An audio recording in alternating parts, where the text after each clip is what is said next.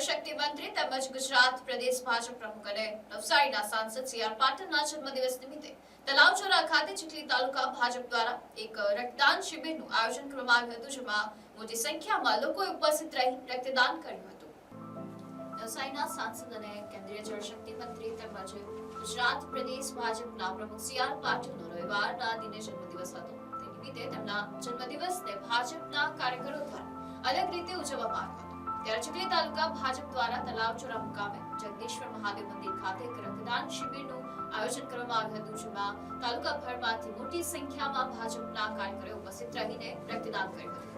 આ પ્રસંગે રક્તદાતાનો ઉત્સાહ વધારવા માટે રક્તદાતાને પાણીની બોટલ અને ટિફિન બોક્સ પ્રોત્સાહન રૂપે આપવામાં આવ્યા હતા.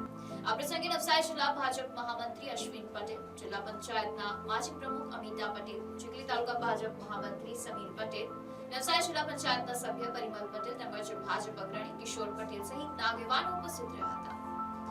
માનનીય કેબિનેટ મંત્રી શ્રી અને આપણા લોકલાડીલા સાંસદ માનનીય શ્રી સી.આર. પાટીલ સાહેબનો જન્મદિવસ હોય અને ચીખલી તાલુકા ભારતીય જનતા પાર્ટી દ્વારા દર વર્ષની જેમ આ વર્ષે પણ બ્લડ ડોનેશન કેમ્પનું આયોજન તલાવચોરા મુકામે કરવામાં આવ્યું છે.